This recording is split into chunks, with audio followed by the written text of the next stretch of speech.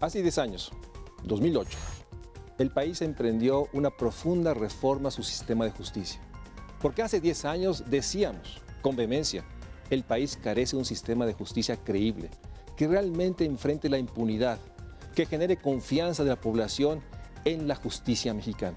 Recientemente, el presidente electo, Andrés Manuel López Obrador, dijo, no habrá paz sin justicia.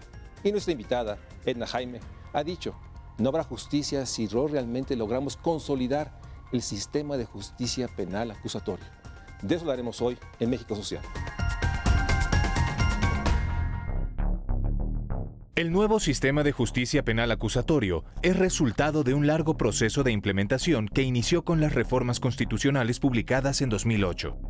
Este nuevo modelo de enjuiciamiento entró en vigor en junio de 2016 y ha sido catalogado como la reforma jurídica más importante de los últimos 100 años en nuestro país.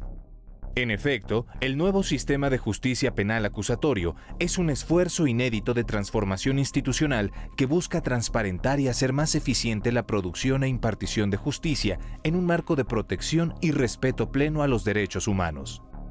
Sin embargo, en esta etapa de consolidación existen metas sin atender.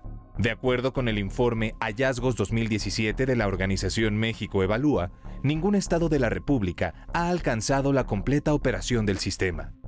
Solo se cuenta con 23% de los asesores jurídicos necesarios para atender a 24 millones de víctimas.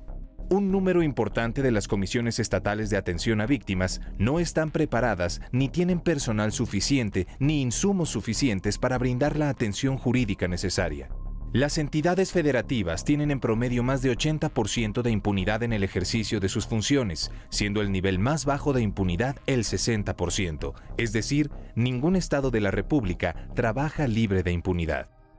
El informe también califica el avance y la calidad de las acciones de política pública, encontrando que ninguna entidad ha alcanzado el estándar establecido. Urge que el Estado mexicano atienda, garantice y active el acceso efectivo a la justicia en todos los ámbitos de las instituciones públicas y en todos los niveles de gobierno. Muy buenas noches. Como lo decíamos al principio del programa, uno de los temas centrales, nucleares del México social, tiene que ver con justicia. Justicia y paz, y como bien dice Edna Jaime en un artículo reciente, Edna, muchísimas gracias por estar aquí nuevamente. Es un gusto, es un honor siempre estar aquí. Y estoy realmente convencido, como tú lo fraseaste en tu artículo, no puede haber justicia sin un sistema de justicia penal acusatorio consolidado.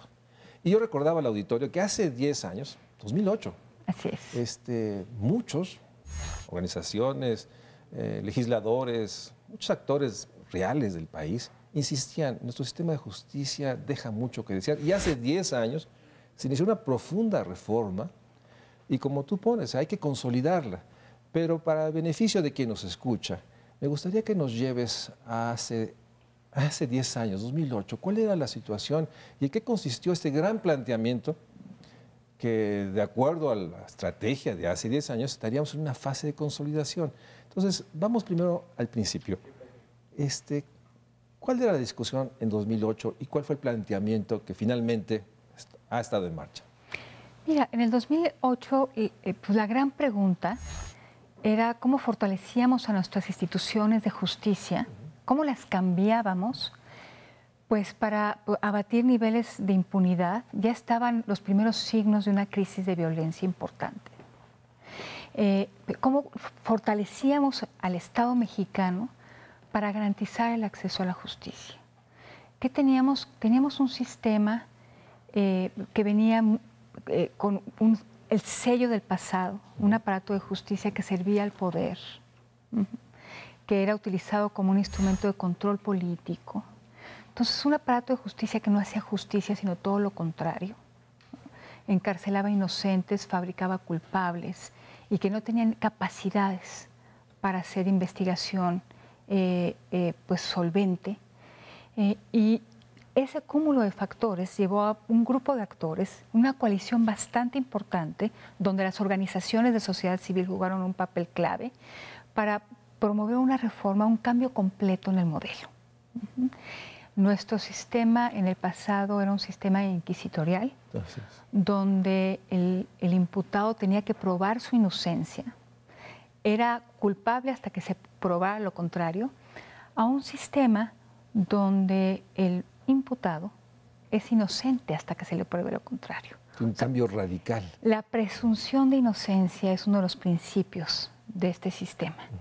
Entonces, ¿qué queríamos construir? Queríamos construir instituciones que fueran eficientes, que respetaran derechos humanos, que observaran el debido proceso legal y que se fueran profesionalizando para garantizar el acceso a la justicia. La justicia es central.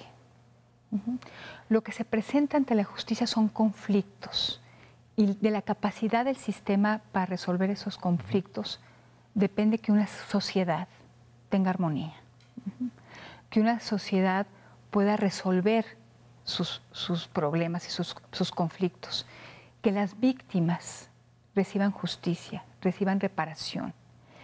Y eso también tiene un efecto, más de 3 bandas, sobre el tema de seguridad. Sin duda. El aparato de justicia también tiene un componente disuasivo. Si es efectivo, entonces genera una amenaza creíble de castigo, de sanción para quien infringe la ley, para quien comete un delito. Entonces, también eventualmente debería tener un efecto sobre la inseguridad y la violencia en el país. Es un componente esencial y fundamental y obviamente estábamos muy lejos en 2008 dándonos cuenta de la espiral de violencias que se desató y al revés, diríamos que era más pertinente avanzar. Entonces durante 10 años, 2008, 8 años fueron la primera fase, ¿no?, de implementación. El Estado mexicano, por función del Estado mexicano, fueron reformas constitucionales, mandató a todas las instancias a hacer las reformas. Probablemente la parte más evidente, lo sabe el auditorio, es los juicios orales. Sí, ¿No? Un cambio radical. Y en ese sentido, por eso me sorprendió de una manera realmente feliz el ver el trabajo que hicieron de México Evalúa. Esta evaluación a 10 años y que pone en el centro pues esta necesidad de consolidar lo hecho. En ese sentido, me gustaría que fuéramos por los temas. Uno de los grandes temas hace 10 años era impunidad. Sí.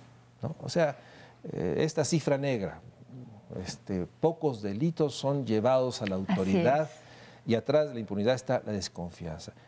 Entremos por ahí. En esta evaluación que ustedes hacen, ¿se ha reducido la impunidad? ¿Ha crecido la confianza? ¿Qué es lo que nos dice el estudio? ¿Qué es lo que tú podrías subrayar de este punto neurálgico de qué expresa si realmente vamos avanzando? Sobre estos temas, decirte que seguimos teniendo niveles de impunidad altísimos. El rango va de 60 al 99%. Hay estados que tienen 99% de impunidad, hablando de todos los delitos. Sí. Pero otra cosa que es muy importante y que el estudio refleja es que los esfuerzos sí se recompensan. Aquellos estados, aquellos gobiernos estatales que ponen como prioritario el tema del fortalecimiento del aparato de justicia, sí reciben resultados en términos de confianza de los ciudadanos al sistema, en términos de denuncia, la gente se acerca a denunciar más, y en términos también de impunidad. O sea, sí hay evidencia que los estados donde ha habido voluntad política, sí, sí hay una recompensa. Sí. Y por otra parte, donde no ha habido, se mantiene la impunidad y la desconfianza. Y el sistema no avanza. Esta fue una reforma monumental. Para mí es difícil imaginar una reforma tan compleja como que la que arrancamos en 2008, porque implica reformar a distintas instituciones simultáneamente en todo el país. Cuando hablamos del aparato de justicia, hablamos de policías, hablamos de ministerios públicos, de la Procuración de Justicia, hablamos de jueces, pero también hablamos de defensores de oficio, de unidades de atención a víctimas, de cárceles, vi los datos. Sistema penitenciario, estamos hablando de servicios forenses, o sea, una gran cantidad de actores, de instituciones, de operadores que tenían que ser capacitados para poder operar bajo las nuevas reglas del juego. Y el objetivo era que hubiera entre esas instituciones contrapesos. y que estos contrapesos y que mayores estándares probatorios obligaran a profesionalizarlas. Entonces era un reto mayúsculo. Hay quien piensa ahora, mirando retrospectivamente, que debimos de haber fragmentado el esfuerzo, empezar por policías o por ministerios públicos, pero decidimos iniciar todo a la vez. Y es una decisión que tomamos en el 2008 y que la veo fuera, en estos momentos la veo fuera de las agendas, o por lo menos la agenda del próximo gobierno. Sí, no se ha mencionado, se habla de una manera muy fragmentada, muy particular en ciertos casos. De ahí creo que la pertinencia del estudio y la enorme Comisión de México Social de hacerlo visible, porque hay muchos temas. Y déjame, sin tiempo nos da en este segmento, el tema de los recursos. Dijiste que necesitaba recursos. Cuando dices recursos, existe esta percepción de que hemos dedicado muchos recursos a la seguridad, a las violencias. Y me gustaría que hicieras el subrayado que ustedes hacen en el estudio de que eso no fue compatible con apoyo al sistema de justicia, que lo cual es una paradoja, ¿no? Hace una reforma legal y eso implicaba recursos. ¿Cuál es el balance a 10 años de esto? Mira, durante el periodo de implementación, que fueron 8 años, sí hubieron recursos para la capacitación, para la inversión en infraestructura. Necesitamos salas de juicios orales, necesitamos que los operadores estuvieran capacitados. Te voy a decir, en el periodo de Felipe Calderón, creo que el presidente Calderón no estaba convencido de la reforma. Creo que fue una reforma impuesta por distintos actores, pero no tuvo una buena acogida.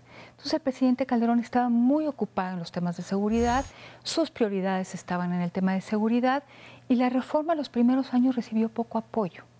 En esta administración se constituyó un órgano implementador a nivel nacional, estaba dentro de la estructura de la Secretaría de Gobernación, era el CETEC, se conoció como la CETEC.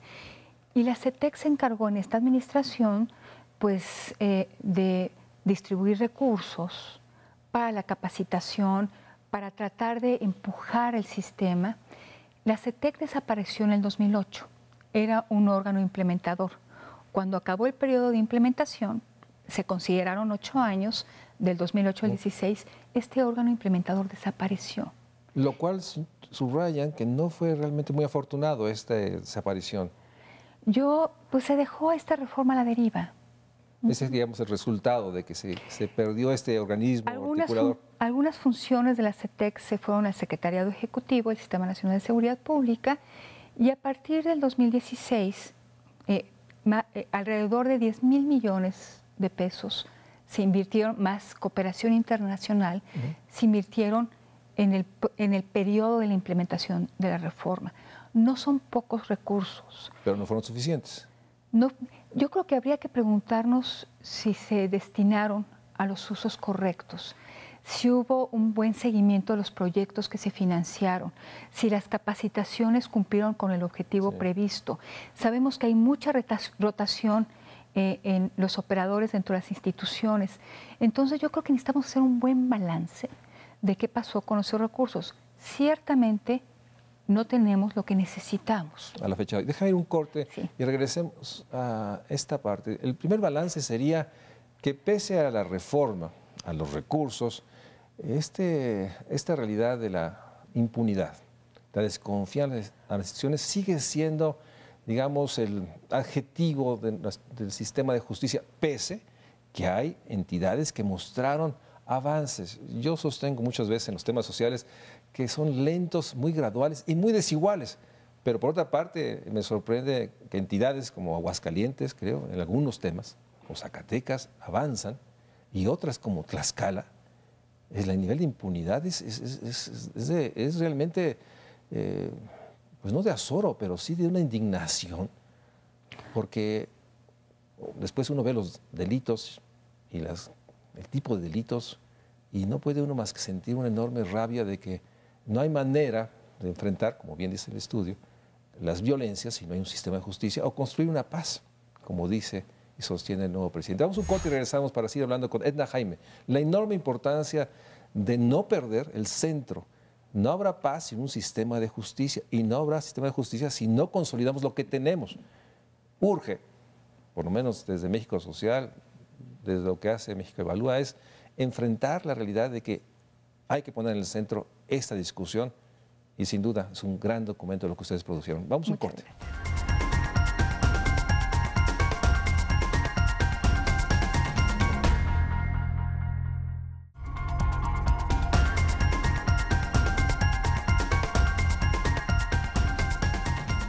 Estamos con Edna Jaime valorando un estudio que se ha hecho sobre qué tanto hemos avanzado en consolidar el sistema de justicia penal acusatorio.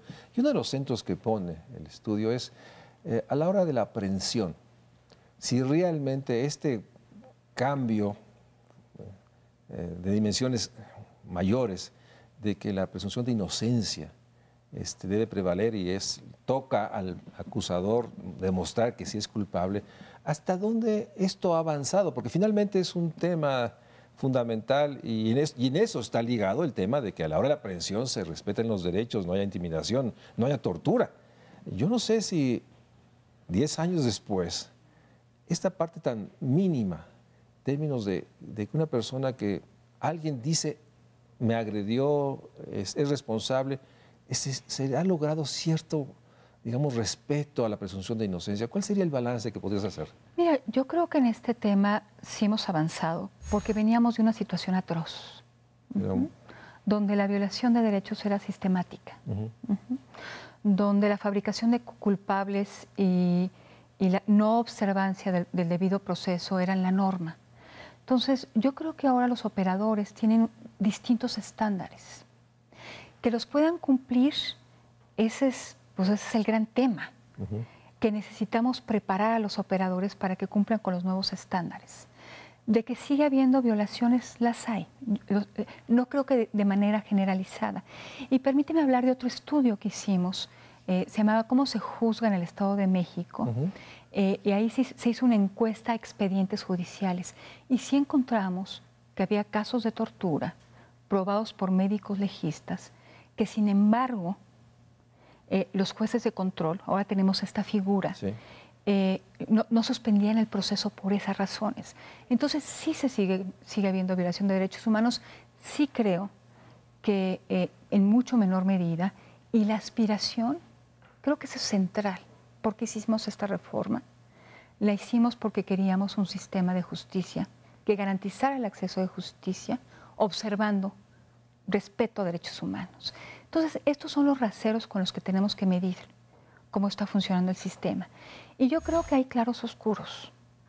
Hemos mencionado que hay algunos estados que están operando mucho mejor que otros, donde los esfuerzos se ven reflejados en las mediciones que hacemos en el estudio Hallazgos 2017.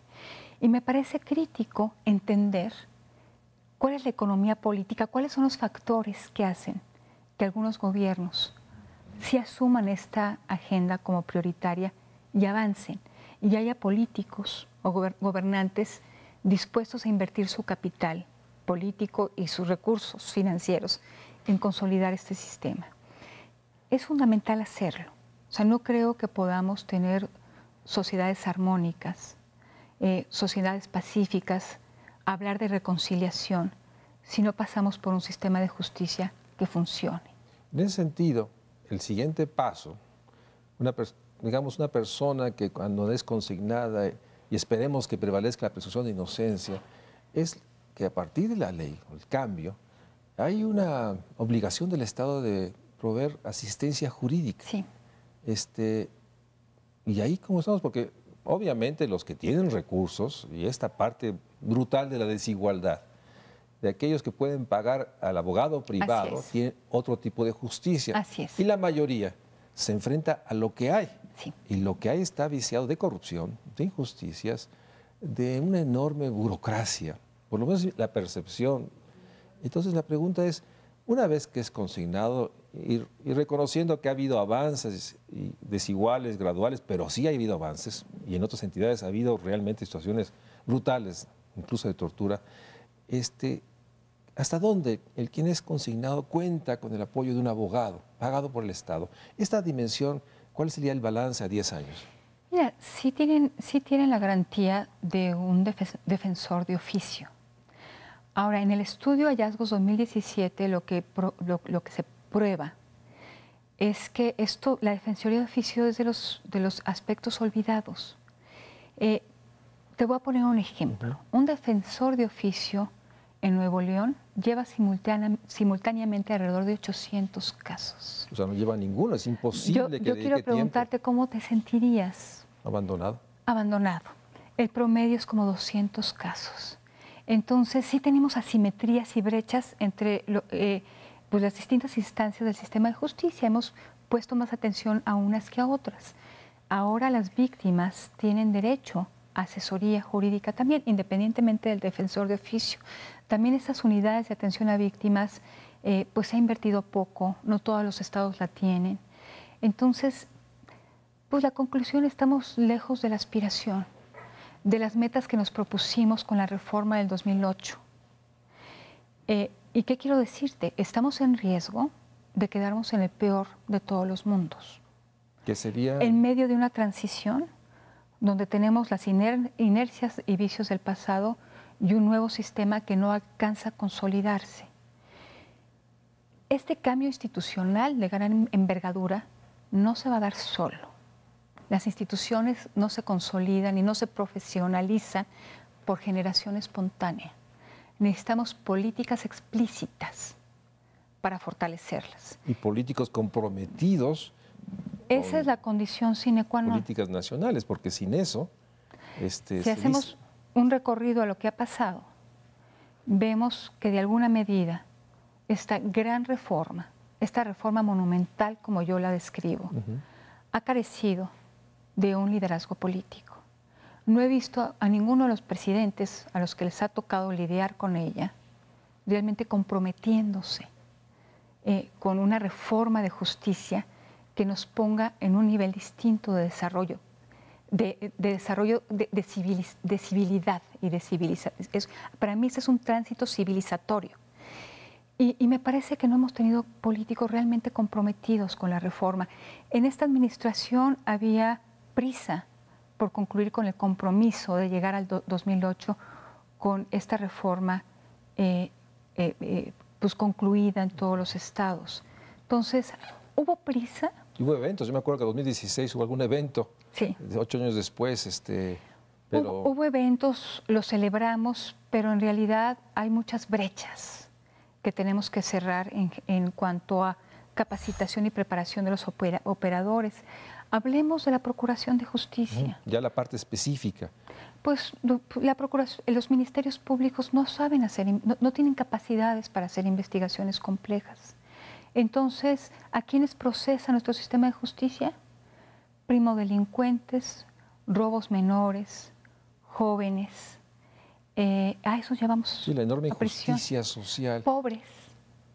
Pobres indígenas, pobres jóvenes, pobres que son... Casos complejos, grandes casos de corrupción. Mayúscula. Que implica sofisticación en investigación, que implican intervención de distintas instancias, la Secretaría de Hacienda, el SAT. Ahí nos atoramos, no tenemos las capacidades. Entonces, sin capacidades en estas instancias, la Procuración de Justicia, las policías son el primer respondiente, los que llegan a la escena del crimen, los que tienen que resguardar la evidencia. Entonces, casos complejos no se resuelven. No se resuelven pues una gran cantidad de casos. Por falta de capacidad de investigación. Sí. Cuando dice esto es recursos humanos. Sí. Y también pues esta enorme tentación ante la presión día a día de los delitos uno tras otro, de los pocos que se denuncian, pero aún sigue siendo cifras de miles, pues me imagino que solventar lo más rápido, viciado por corrupción, obviamente, pero esta parte central de la capacidad de investigar.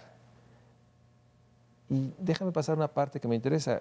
Se dice, y se ha dicho mucho, que pasamos de esta dimensión de las grandes cantidades de hojas, de expedientes que el secretario de un juez revisaba para hacer un dictamen, a una por una expresión de modernidad que fuese en un salón abierto donde hubiese el acusador, el defensor, y ahí, públicamente. Y eso iba a agilizar esta pues, toma de decisión de si hay delito o no delito, si hay culpabilidad. Y hemos visto, incluso lo hemos pasado ahorita en este programa, estas imágenes de los nuevos salones, incluso la Facultad de Derecho en la UNAM y muchas facultades tienen estos salones para capacitar a los jóvenes, pero me quedo con la sensación, sobre todo del estudio, lo que tú me dices es de que eso no ha sido suficiente, o sea, no es el tema de la oralidad, como le dicen, ¿no? Entonces, ¿sigue habiendo esta lentitud? Muy pocos casos llegan a un juicio oral. De los delitos que conoce la autoridad, sí, que son 10 de cada 100, 9 de cada 100, alrededor de 2 o 3 llegan a juicio oral. Esto no está mal, porque están previstas salidas alternativas. Están previstos juicios abreviados. Déjame ir un corte y regresamos, sí, porque esto de salidas alternativas, está bien enfatizado en el estudio, también dice el estudio que se usan poco. Se usa poco. Sí. Vamos a un corte y regresamos, porque en el fondo la sensación es que habiendo una ruta, habiendo evidencias que la ruta puede ser efectiva, hay una mayor evidencia de que ha habido, pues no ha habido el compromiso político. Me quedo con la pregunta que abordaremos regresando, ¿por qué los presidentes, por qué el presidente, que será en pocos meses, no hemos escuchado todavía, y doy el beneficio de todavía, un compromiso de consolidar el sistema de justicia penal acusatorio? O sea, esperamos ese compromiso. Probablemente está programado en algunas semanas. Pero el hecho es de que pasan los días y la sensación de que muchas alternativas, sobre todo porque hay gente que está siendo aprendida, está siendo violentados sus derechos y se queda con el silencio porque, ¿para qué lo digo? ¿Para qué si no va a pasar nada? ¿Para qué si voy ahí y capaz que yo soy también agredido por la autoridad? Y nuevamente, una de las cosas que más me gustó del estudio es la falta de confianza, más bien la poca denuncia es la falta de confianza. Así es. Es un espejo directo. Y el balance 2018 es que la población no le tiene confianza al sistema de justicia. Y decirlo es un asunto mayor, porque no habrá ni paz ni reconciliación si no tenemos sistema de justicia. Vamos a un corte y regresamos aquí a México Social.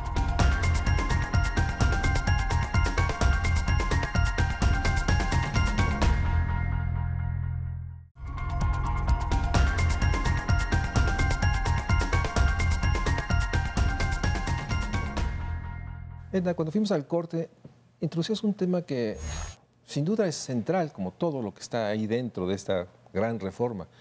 Había alternativas, digamos, antes de llegar al juicio, antes de llegar a la reclusión. Y me decías que estas alternativas previstas en ley no han sido realmente utilizadas. Cuando dice alternativas, exactamente qué pensó el legislador, qué es lo que está dentro de esta reforma.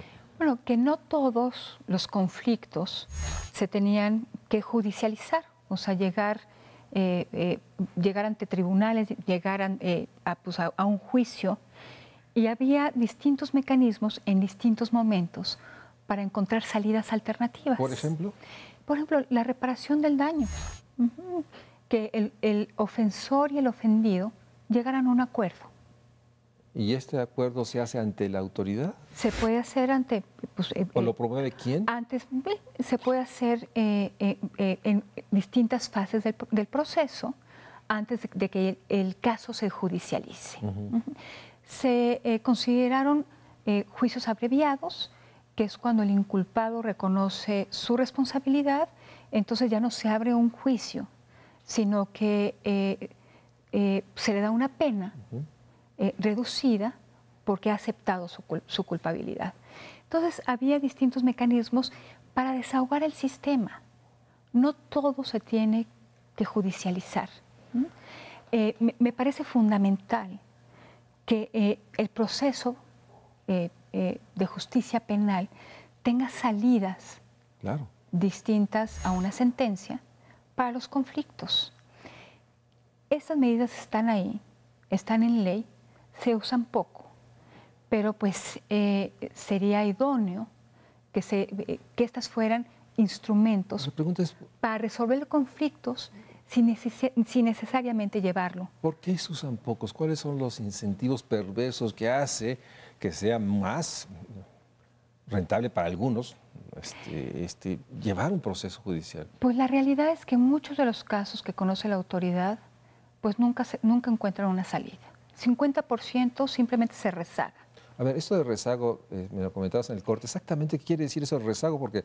Una denuncia que se convierte en una carpeta de investigación, se abre, pero se queda sin ningún tipo de determinación, o sea, sin ningún tipo de salida, simplemente se convierte en una estadística de rezago de un ministerio público. O sea, no se atiende. Debe haber miles de casos, o sea, los Muchísimos pocos que casos. Llegan a ser denunciados. El 50% Se no va a encuentran, un baúl del olvido, como me decías. no encuentran ninguna respuesta. Y- De los que sí tienen algún tipo de salida o determinación, el 30% se va a un archivo temporal. El archivo temporal es algo diferente al rezago. ¿Mm? El archivo temporal es una salida. ¿Y por temporal qué queremos decir? El Ministerio Público decide que pues, esta carpeta de investigación no tiene elementos suficientes todavía para pues iniciar un proceso de investigación formal. Entonces se pone en esta carpeta, en este archivo temporal, en espera de que llegue nueva evidencia para reabrir el caso. Este archivo temporal se convierte también en un baúl del olvido. Entonces llevamos ahí 80% de casos, unos que quedan en el rezago, en la estadística de rezago, otros que están en este archivo temporal, que puede quedar el caso tanto tiempo que prescriba el delito. Entonces, muy pocos casos realmente tienen una salida que dé respuesta al agraviado. Ahorita que lo decías, recordaba lo que todos los días nos pasa a todos, ¿no? Ves la cantidad en los periódicos, solo en los periódicos, y son los casos que llegan a los periódicos. Hay muchísimos más que nunca llegan a una pequeña mención.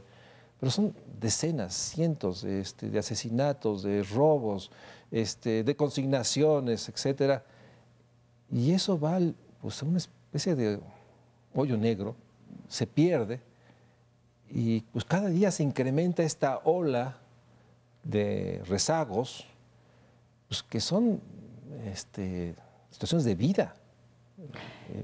Hay muchos agraviados por algún delito que ni siquiera se acercan a un ministerio público, a la autoridad, porque saben que es inútil. Y eso está medido. El INEGI tiene una encuesta de victimización que mide pues el grado de confianza de los ciudadanos a las instituciones de justicia. Por eso tenemos una cifra negra mayor al 90%. Que eso lleva a la otra dimensión del horror. Sí. Perdón, déjame decirte, cuando vemos los linchamientos, una población que harta de la impunidad o harta de eso, persigue al ladrón, lo golpea hasta el límite, lo exhibe, es realmente la barbarie, la ruptura completa. Yo creo que esta debilidad del Estado mexicano tiene repercusiones enormes. En principio, porque no da respuesta a víctimas de delitos menores y de agravios mayúsculos. Y me viene a la imagen las mujeres que buscan a sus hijos. Sí. La autoridad no tiene una respuesta. Así como no tiene una respuesta para quien es asaltado múltiples veces en el transporte público, como a la persona que ha sufrido una pérdida mayor. Entonces, esto va dejando huella en la sociedad. Esto va generando agravios, una gran desconfianza en la autoridad, un problema de legitimidad del Estado mexicano. Todo esto combinado creo que nos lleva a un escenario en el que estamos. Sí, sí, de ruptura completa. De ruptura, y donde violar la ley tiene permiso, matar tiene permiso, ofender a una mujer tiene permiso. Y la justicia tiene precio, o sea, el que tiene más recursos llega a eso. Eso es muy grave. Eso es muy grave. Y es parte de la desigualdad brutal de nuestro país. Yo creo que es un componente, con una manifestación brutal. Se corroe todo porque la desigualdad en el acceso a justicia es una de las dimensiones de desigualdades más brutales. por lo que implica. Y déjame ir a una dimensión que Sí. muchas veces no tocamos, ¿no? Cuando es el juicio de patria potestad, cuando es el juicio de pensión alimentaria, Para cuando es cualquier toda la cosa. parte, todo eso está atrapado. Pero déjame seguir el proceso. Digamos que la autoridad, déjame entrar a la parte del sistema penitenciario. Sí. De alguna manera, el nuevo sistema busca que las gentes que lleguen realmente a pagar una pena en una cárcel sea cierto tipo y no este abuso que ha sido y que sigue siendo. Y hay esta cifra sorprendente que el número de personas en reclusorios, de acuerdo al estudio, sí se ha reducido. Incluso ha generado críticas. Hace poco el ex jefe de la ciudad decía que había un enorme incremento en los delitos porque no se llevaba a las cárceles, como si eso había sido respuesta. Háblanos de qué decía o qué dice la ley en términos del sistema penitenciario, cuáles son las alternativas. Y menos de 200,000 personas están en cárceles. Háblanos de este otro mundo que genera azor a todos los que pensamos en él. Este mundo es terrible. En las prisiones de este país se violan los derechos humanos cotidianamente. Uno de los aspectos muy positivos de la reforma, si estamos hablando de presunción de inocencia, tendríamos que hacer un uso muy diferente de la prisión preventiva. ¿Por qué alguien que está en proceso va a estar privado de su libertad? Por eso, la reforma contempla que la prisión preventiva oficiosa se va a reducir a ciertos delitos de alto impacto. Es clave, o sea, si estamos hablando de presunción de inocencia, no podemos tener a gente procesada por algún delito privada de su libertad. Digamos que está en el proceso de definir su culpabilidad y ya está pagando el delito. Exactamente, eso era común, esa era la moneda de cambio en nuestro antiguo sistema y lo sigue siendo, lo sigue siendo. Esto se combina, presunción de inocencia es clave, entonces la prisión preventiva debería ser usada en casos excepcionales. No está siendo usada así. Pero por otro lado, hemos ido generando una cultura de populismo penal. ¿A qué me refiero? Estamos tan agraviados por el crimen, por la impunidad, que queremos castigos ejemplares. Y hay muchos políticos que enarbolan esta bandera, me parece de manera muy irresponsable, ¿no? Cadena perpetua, a quienes pena de muerte, a quienes llegado la locura del candidato que estuvo participando de cortar manos. Increíble. ¿No? Entonces, se retroalimenta el sentir social, los políticos responden a ese sentir social y hemos tenido un populismo penal. Y todos los delitos se quieren volver graves, porque eso se han convertido en graves. Obliga a la reclusión. En muchos estados un robo agravado tiene la misma pena que un homicidio. Entonces, hemos criminalizado muchas conductas, hemos aumentado penas para todo, pero la realidad es que estamos castigando a los pobres, a quienes cometen delitos menores, estamos llenando nuestras cárceles con esos casos, estamos generando contaminación criminógena, un primo delincuente que convive con un criminal consumado, estamos generando un problema que se nos revierte. Así es y que pone en el centro que todo este discurso de la reintegración social es inexistente. Déjame un corte y regresamos a esta dimensión porque estoy convencido como tú que sigue habiendo este populismo judicial. Sí. En términos que todo es grave, todo debe estar en la cárcel, pensando que eso, digamos, es un instrumento que puede evitar el delito y la violencia cuando se ha mostrado que no. Vamos a un corte y regresamos a esta última fase, porque la población que está en las cárceles, esta población olvidada, está viviendo la violencia del Estado. Absolutamente. Ese es el tema, o sea, quien viola los derechos es el Estado. Es gravísimo. Y eso es gravísimo, porque desde ahí se genera una huella de miles de mexicanos que el agravio se los dio el propio Estado. El propio Estado, y que si llegan a salir, con razón tiene un odio, un dolor, no se diga los familiares, porque fue el Estado, la autoridad judicial, el policía, la gente que está en las cárceles, no logro pensar cómo lo ubican, la fuente del agravio y del dolor. Y es un tema central. Vamos a un corte y regresamos aquí a México Social.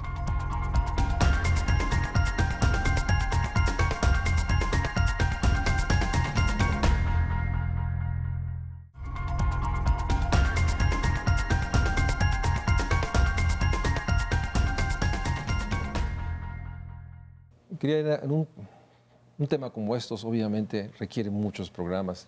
Nos quedan 10, 11 minutos. Déjame terminar esta parte porque es muy central esta noción del sistema penitenciario. Y me decías que todavía llegan a las cárceles en esta idea de la venganza, de aumentar las penas y que la gente esté en la cárcel. Y con esta brutalidad que saben que ir a la cárcel es a un lugar del horror. O sea, ya esta conciencia del que quiere la venganza, allí donde va a ser vejado todos sus derechos, ahí donde no tienes posibilidades de nada, si no tienes dinero, etcétera, etcétera. Los datos que da el estudio es que sigue siendo una población importante y sigue habiendo lo que sabíamos, nos decías, esta enorme realidad de que están los más pobres, los más jóvenes, situaciones de mujeres con hijos realmente. Es gravísimo. Elena Saola en otros estudios sí. Y muchos otros, Catalina Correa, han documentado la brutalidad del sistema penitenciario. Pero déjame abordar un tema que generó un ruido, yo digo que un ruido que habrá que atender. Algunos sostienen que esta reforma está facilitando que los delincuentes salgan rápidamente y eso es la explicación, sobre todo en la Ciudad de México, cuando el estudio demuestra que en esta ciudad, la capital del país, la impunidad, la falta de cumplimiento, digamos, a normas básicas, es no solo alarmante, es realmente inexplicable y debemos buscar una respuesta de la nueva autoridad, pero también qué ha pasado. Pero bueno, háblame de esta parte. ¿Por qué algunos sostienen que esta reforma ha generado le llaman es proceso circular de los delincuentes? Puerta giratoria. Puerta giratoria. Mira, qué bueno que traes a la conversación el tema de la Ciudad de México, porque el ex jefe de gobierno fue un promotor, junto con otros gobernadores, de algunos planteamientos que, desde mi perspectiva, implican una contrarreforma penal. Entonces podemos estar configurando un escenario donde no consolidamos este nuevo sistema y sin embargo hay embates para llevarlo para atrás, para pararlo. Uno de los argumentos es que en esta reforma hay, como te lo mencionaba, se consideran solamente algunos delitos con prisión preventiva oficiosa. Entonces decían, están dejando libres a agentes que se presentan ante el juez y que se les dicta otra medida cautelar que no es la prisión preventiva, y eso está generando más violencia. O como los estándares probatorios son mayores y no tenemos en nuestras instituciones la capacidad para poder satisfacer esos estándares, pues hay delincuentes que están saliendo libres. Y puede ser que esté sucediendo, pero entonces, ¿cuál es la solución, Luis Mario? La solución es capacitar a nuestros operadores para que puedan cumplir con esos estándares, no irnos para atrás. Respecto a la prisión preventiva, quieren ampliar el catálogo de los delitos con prisión preventiva oficiosa, pero entonces, ¿dónde queda el principio de la presunción de inocencia? De todas maneras, es la medida cautelar que más más usual. Más usual. Entonces, yo creo que en lugar de proponernos regresar al pasado, bajar los estándares, es como en este momento planteamos los mecanismos necesarios, la política pública necesaria para hacer esta reforma exitosa. Y esa es la parte, déjeme recordar al auditorio, el documento que está en línea en la página de Evalúa, viene ahí en todas las dimensiones, una calificación por entidades, y es muy poderosa porque se da cuenta avances y entidades sorprendentes, sorprendentes porque uno no las ubica en la pobreza, en la marginación, con grandes rezagos de justicia. Pero tiene una parte final muy importante, conclusiones y recomendaciones. ¿Cuáles son las recomendaciones que estamos tratando que hacer llegar a las nuevas autoridades para que retomen lo que está, revisen por qué no se ha avanzado de una manera, digamos, nacional, ¿Cuáles son estas recomendaciones que tú pondrías en la mesa en este programa? Una muy importante es que alguien se haga cargo de esta reforma. Así como la CETEC tuvo, el órgano implementador tuvo responsabilidades en el proceso de implementación, pues necesitamos a alguien que se encargue de la consolidación. O sea, no podemos dejarla a la deriva. ¿Qué implica? Pues implica hacer una evaluación de dónde estamos, planear de cómo podemos fortalecer aquellos aspectos que, sobre todo, de fortalecimiento en la operación de las instituciones de justicia, cómo planteamos el apoyo financiero para que esto sea posible y un trabajo de monitoreo y evaluación continuo que nos permita ir avanzando con la certeza de que estamos identificando dónde están los problemas y que estamos trabajando en resolverlos. Hay algunos estados que sí conservaron un órgano de implementación. Hay estados, hay entidades de la República que sí están teniendo estos esfuerzos y por eso salen muy bien posicionados en el ranking que realizamos. Querétaro es un caso muy particular donde hay un esfuerzo muy deliberado por hacer que este sistema funcione. Mencióname las entidades que, digamos, están arriba del promedio nacional sin que esto sea realmente una circunstancia de éxito, pero sí de avance. Sí, de avance.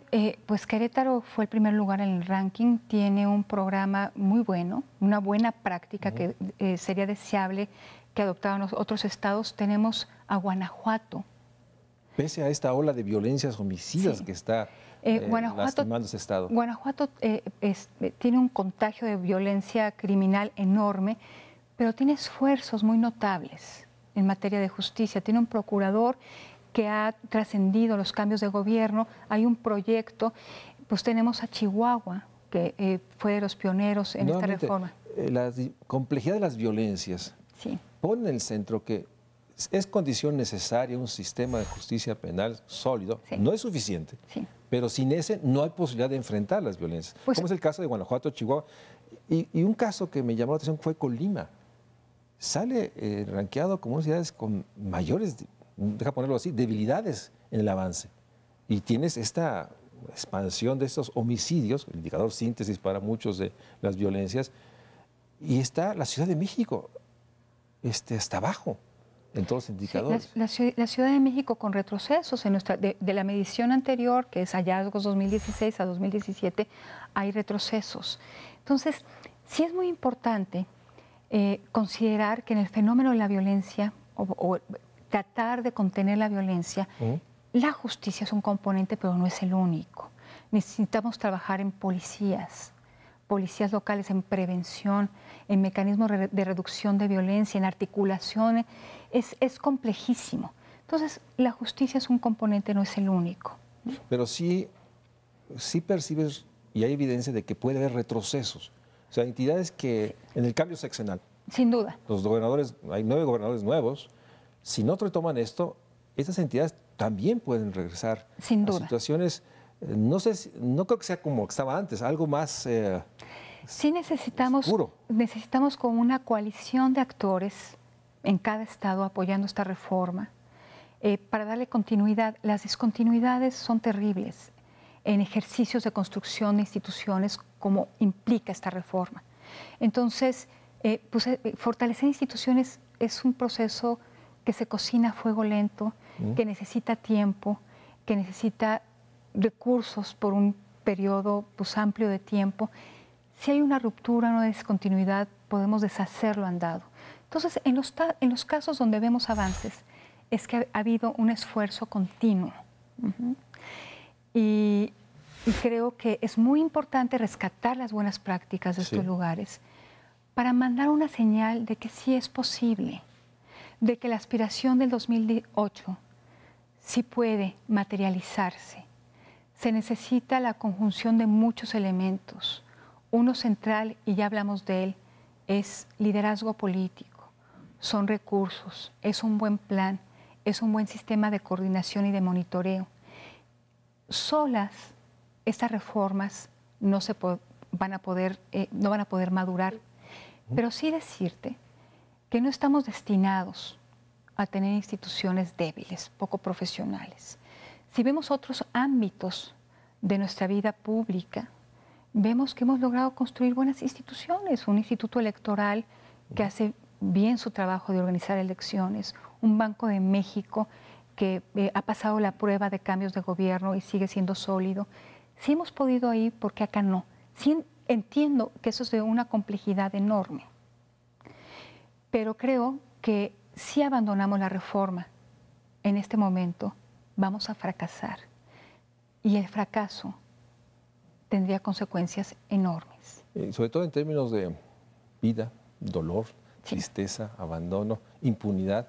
Y en eso deja de ser muy frontal. O sea, este rearreglo institucional que el nuevo presidente le está planteando de la nueva Secretaría de Seguridad, todo eso puede ser acciones no solo necesarias, eficaces, eficientes, pero si no tiene el sistema de justicia penal en el centro de consolidarlo, de volverlo parte,